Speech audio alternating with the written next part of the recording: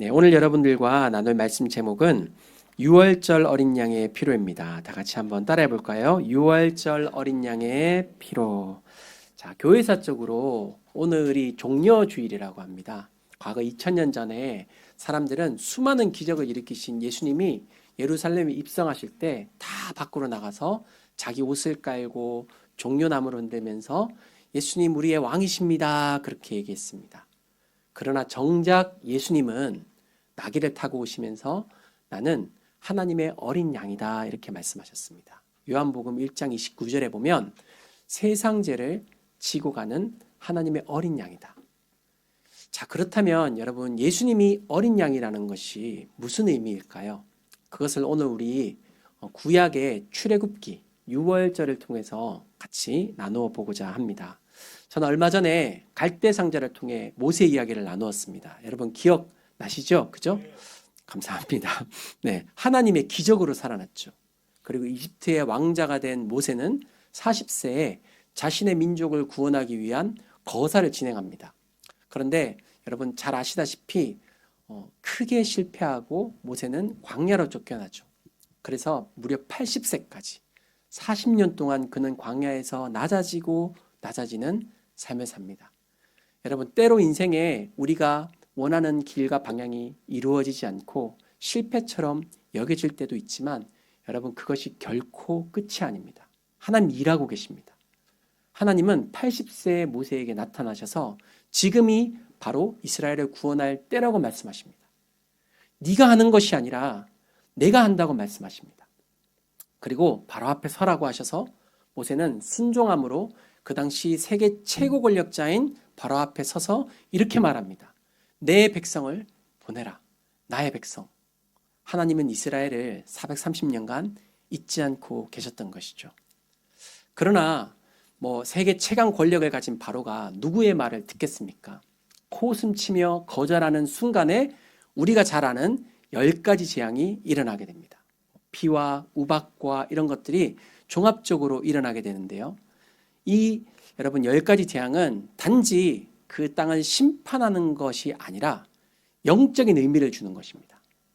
강의 신을 심판하고요. 그리고 그들이 우상으로 섬겼던 농작물의 신, 그리고 그들이 섬겼던 하늘의 신, 그리고 마지막 9번째 흑암의 재앙은 그 라라고 하거든요. 이집트의 라가 굉장히 중요합니다. 그 파라오 자체를 가리키는 태양의 신 라를 심판하는 사건이었습니다. 여러분 하나님께서 이집트 제국을 다스리시는 하나님이신 것을 보여준 것입니다. 지금 또 온 세상은 전쟁과 끊임없는 갈등과 반복들이 있지만 여러분 하나님께서 이 땅을 다스리시고 온 세상을 다스리시는 하나님이신 것을 믿습니다. 그렇게 하나님은 살아계심을 10가지 기적이나 보여주었지만 바로는 끝까지 하나님을 거절합니다. 자, 그래서 10번째 재앙을 맞이하는데요.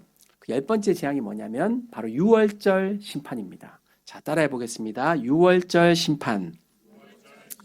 자, 6월절이란 말씀을 보여주시면 단순합니다. 네, 집마다 가족대로 어린 양을 취합니다. 그러니까 한 마리가 아니에요. 가족대로 어린 양을 취해서 어린 양을 죽입니다. 네, 그리고 그 피를 현관문 앞에, 현관문 위에와 앞에와 옆에 바르면 죽음의 사자가 그날 밤 모든 가정을 지나가는데 그 피를 보고 피가 있는 가정은 심판하지 않고 넘어간다. 그것이 6월절의 의미입니다. 그래서 넘어가다라는 의미, 6월, 영어로 패스오버. 그래서 6월절이라는 의미를 가지고 있습니다. 자, 여러분 중요한 것은 6월절 심판이 결코 이집트만 심판한 게 아니라는 거예요. 이전에는 그랬습니다. 막 이가 이집트 땅에만 있고 이스라엘은 없었어요. 그런데 6월절은 이스라엘도 동일하게 심판을 내리고 죽음의 사자가 지나갔습니다. 그런데 이스라엘이 왜 심판받지 않았어요? 어린 양의 피가 우리 집 대문에 발라져 있기 때문에 심판받지 않은 것입니다. 모두가 심판을 했지만 어린 양의 피를 바른 자 심판받지 않았고 어린 양의 피를 바르지 않은 자는 이스라엘이든 이집트든 누구든 심판받은 것이 6월절의 사건입니다. 여러분, 이것이 유월절의 의미이자 우리가 지금 묵상해야 될 십자가의 의미입니다. 십자가의 보혈을 가진 자는 내가 원래 심판받아야 돼요.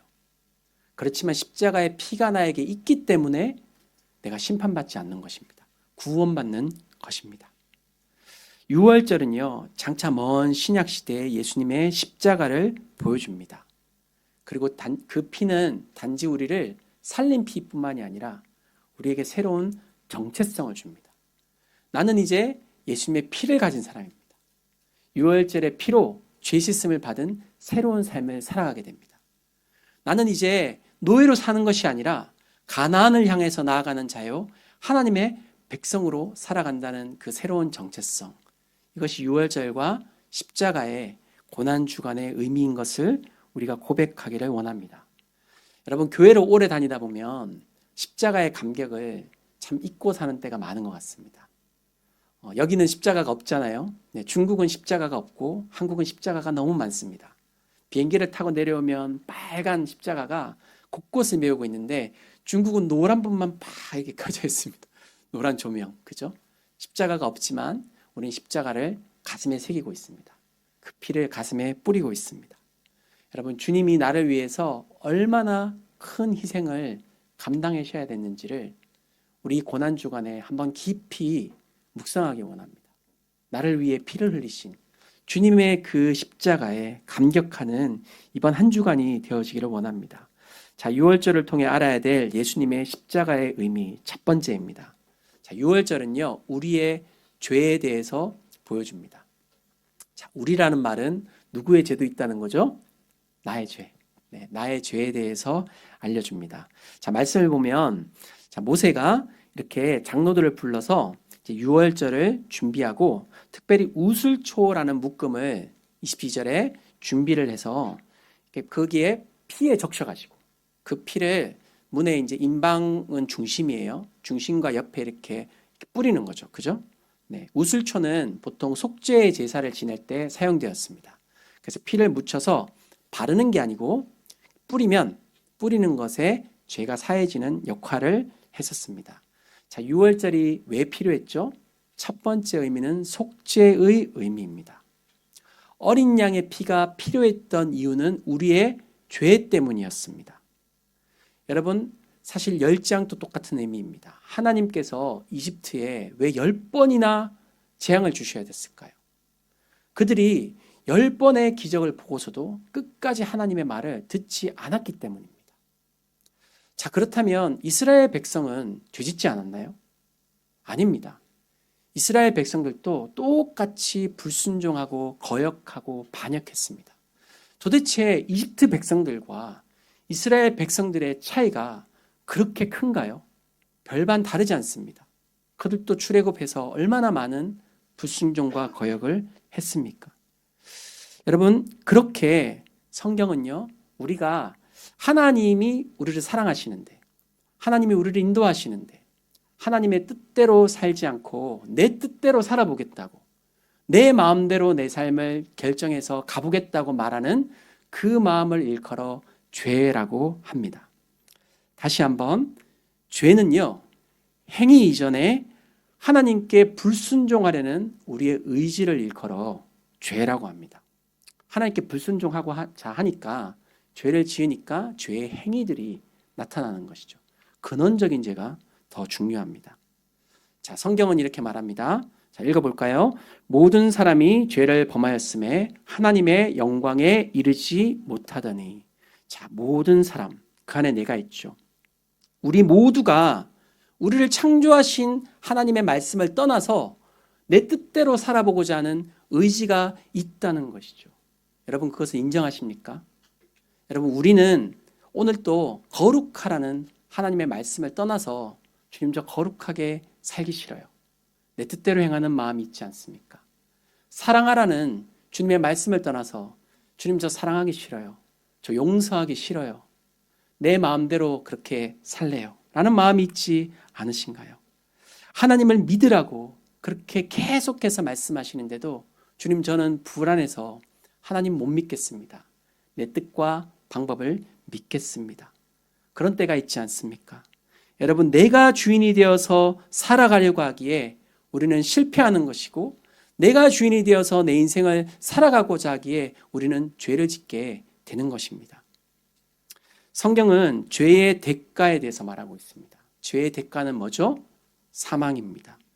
사망은요, 여러분 죽는 건데 육체적으로 죽는다는 뜻이기보다가 성경의 사망은 뭐냐면, 저를 따라해 보겠습니다. 단절. 네, 성경에서 사망은 하나님과 단절된 상태를 말합니다.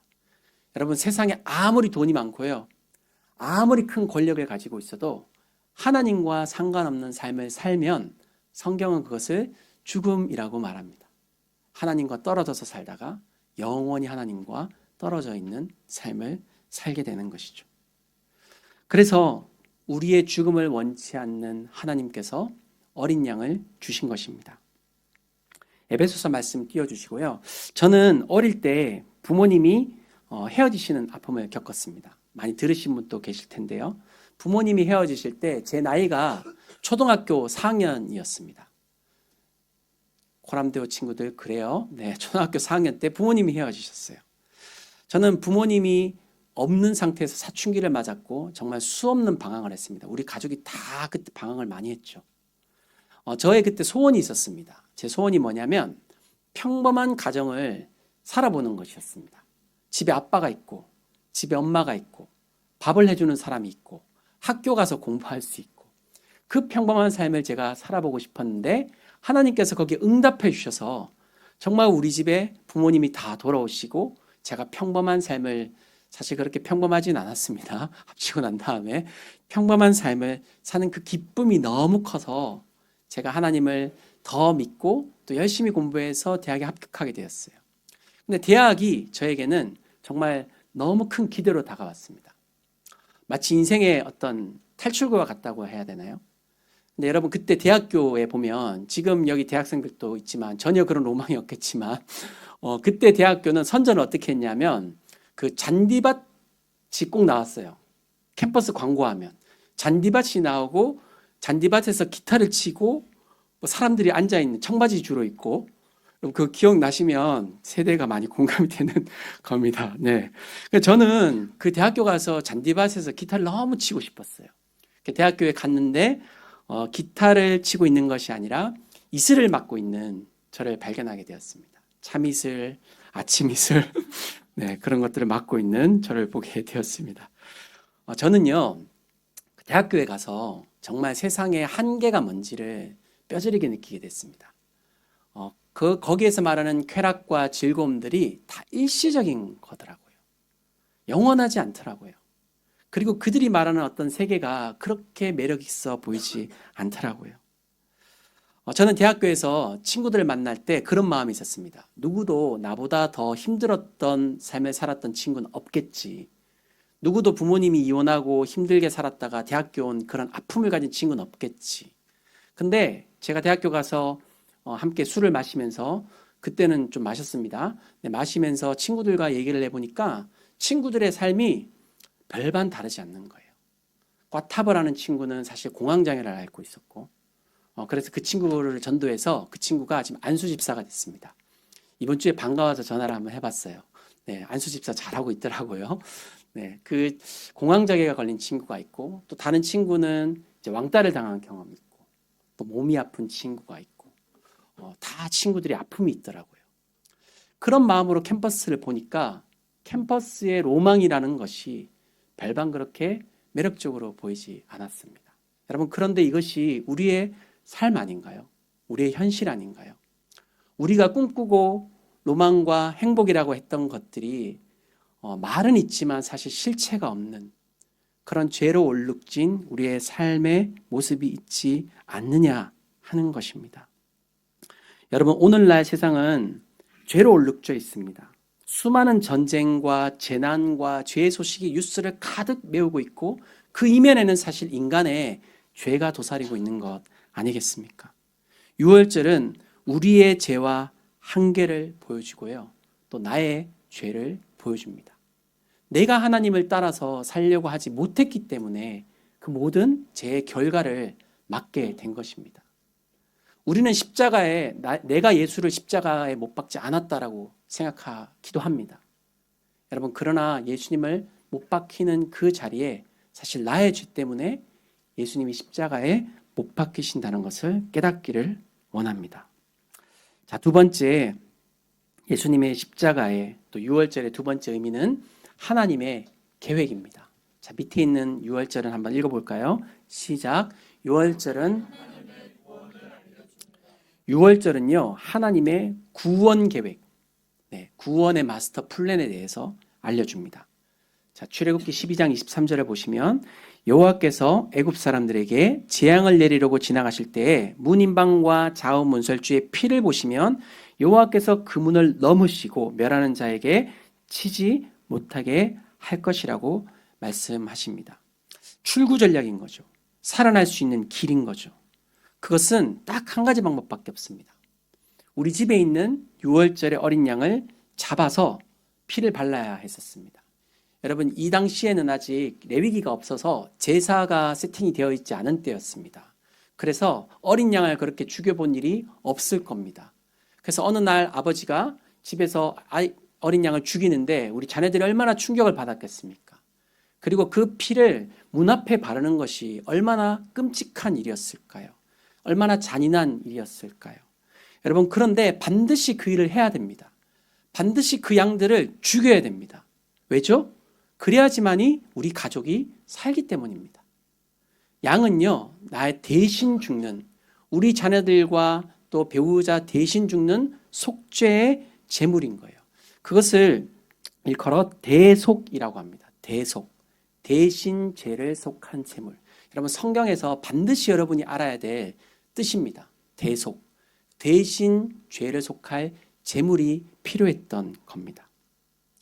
자, 그런데 예수님은요, 그로부터 1500년 후에 정확히 유월절 절기에 맞추셔서 십자가를 지셨다는 것을 우리 기억해야 됩니다. 예수님은 자신이 어린 양이라고 하셨고요. 그리고 유월절 절기에 맞추셔서 십자가를 지셨습니다. 여러분, 이것이 의미하는 것이 아주 분명하죠.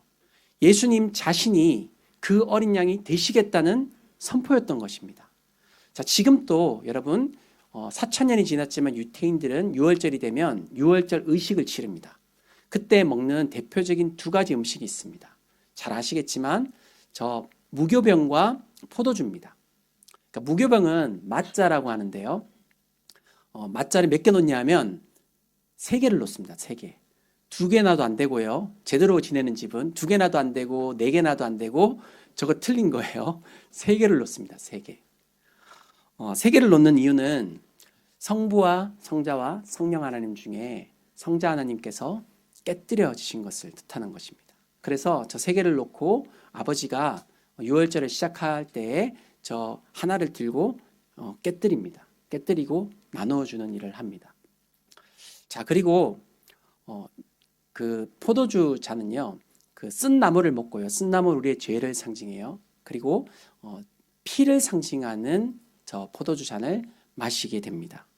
예수님께서는 그로부터 신약 시대가 되어서 유월절에 제자들과 똑같이 저 유월절을 보내셨습니다. 근데 예수님이 하신 방법은 달라요. 예수님은 먼저 떡을 드시며 떡을 이렇게 부러뜨리시면서 말씀하셨습니다. 이 떡은 너희들과 온 세상을 위해서 부서지는 내 몸이라고 말씀하셨어요.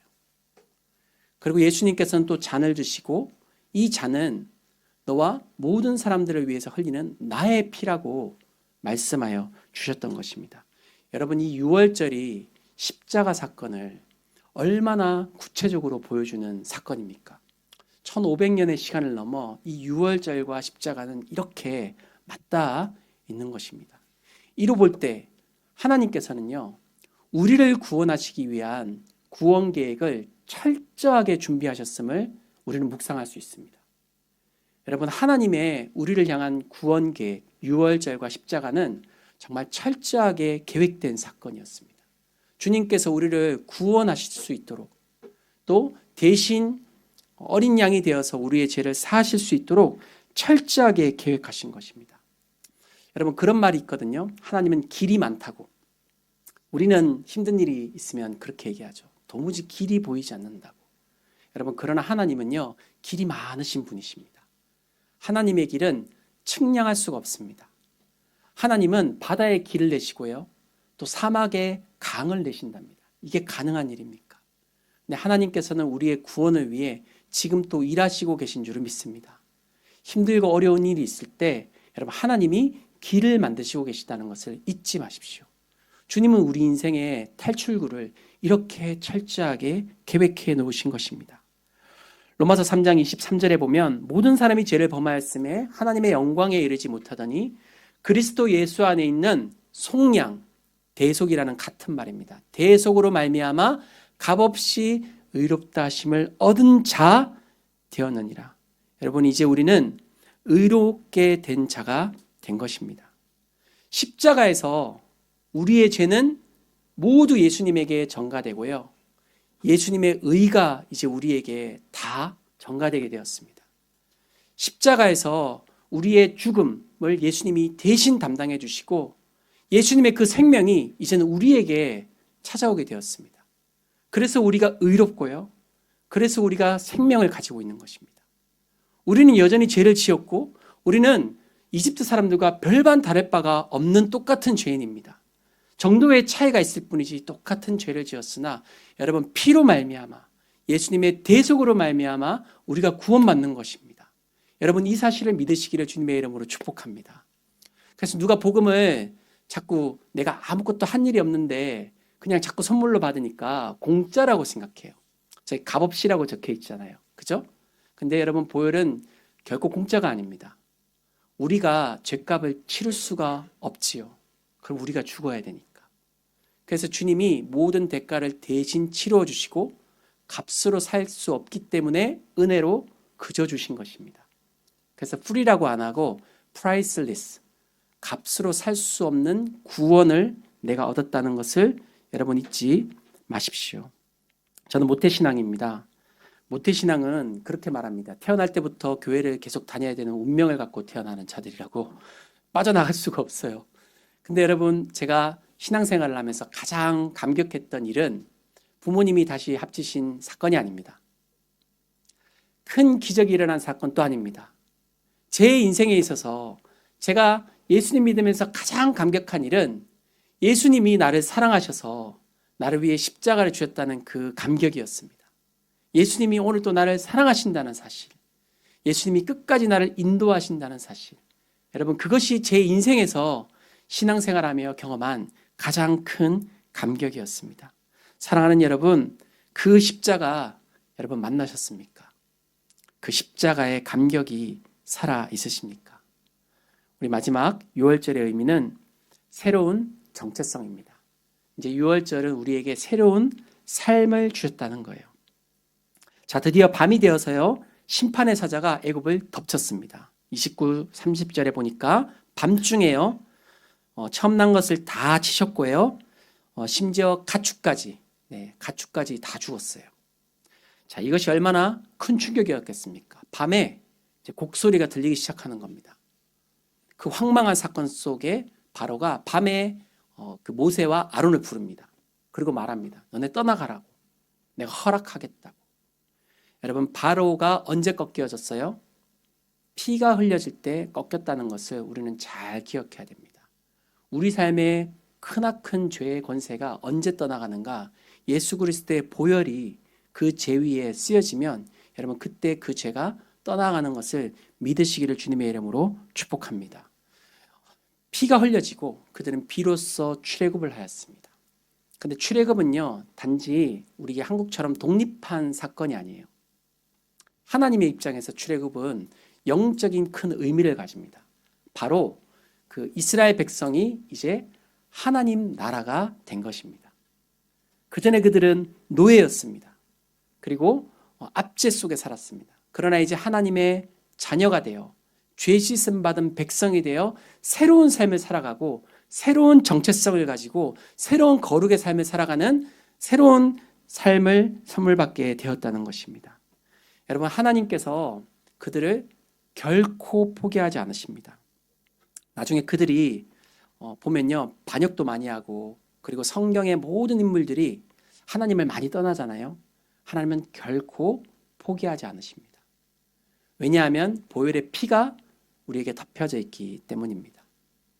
여러분, 이 고난주간에 한 어린 양의 피, 우리의 삶의 모든 것을 바꾼 그 피가 나에게 있는지를 묵상하기 원합니다. 우리 넘겨주시면 마지막 제가 그렇게 정리를 좀 했습니다. 나는 여러분 이 어린 양의 보혈을 정말 가지고 있습니까? 그 어린 양의 보혈의 피가 정말 나에게 뿌려져 있습니까? 우리 가족들에게 이 보혈의 피가 뿌려져 있습니까? 또 하나, 내가 정말 그 피가 뿌려져 있다면 여러분 우리는 새로운 정체성을 받은 사람입니다. 정말 놀라운 예수 그리스도의 피가 나의 전 존재에 뿌려져 있는 존재입니다. 여러분, 우리는 그 보혈을 의지하며 살아가고 있습니까? 우리가 이 고난주간 그 보혈을 깊이 묵상하기 원합니다. 마지막 얘기 하나만 더 하면요, 반주를 해주셔도 좋아요. 아서 핑크라는 신학자가 얘기했는데 6월절 그 밤에 3가지 유형의 가정이 있었다고 합니다. 3가지 유형의 가정이 6월절을 맞이했는데 좀 작게 부탁드려요, 반주를. 첫 번째 가정은 불신자의 집이었습니다. 불신자의 집은 하나님을 믿지 않죠. 아들이 이렇게 얘기합니다. 아빠, 친구들이 지금 학교에서 문설주에 피를 바르지 않으면 하나님의 사자가 나를 데리고 간대. 내가 많이 불안한데 괜찮을까? 그때 지성적이고 또 휴머니스트인 아버지가 이렇게 아들을 설득합니다. 야, 요즘 시대에 무슨 양을 죽여가지고 바르는 그런 걸 믿냐고. 그냥 잘하고 걱정하지 말고 잘하고. 아들은 걱정이 됐지만 아빠의 말을 믿고 잠자리에 듭니다. 그 결과 그 가정은 큰 비극을 맞이하게 되었습니다. 두 번째 집은요, 하나님을 믿습니다. 근데 신앙이 좀 약해요. 그래서 피를 발랐는데 잘 바른지도 모르겠고 옆집에서 발라서 나도 발랐는데 불안해요. 아빠도 불안하고 엄마도 불안하고 애도 불안해요. 그래서 셋 다 잠을 못 잤습니다. 밤을 꼬박 새고 이러다 우리 죽는 거 아니야? 아빠 가서 다시 확인해봐. 자, 그런데 그렇게 밤을 샜는데 죽었어요? 안 죽었어요? 안 죽었습니다. 피가 발라져 있기 때문입니다. 그리고 마지막 3번째 가정은 피를 바르고 하나님을 신뢰하고 주님을 찬양하고 잘 잠자리에 들고 그 다음날 아침 밝은 출애굽을 맞이할 수 있게 되었습니다. 여러분, 나는 예수 그리스도의 보혈을 정말 가졌습니까? 그렇다면 내가 어떤 삶을 살기 원합니까? 여러분, 그 주님을 바라보고 주님을 신뢰하고 나아가는 3번째 가정과 같은 그런 자의 삶을 우리가 살아가기 원하고요.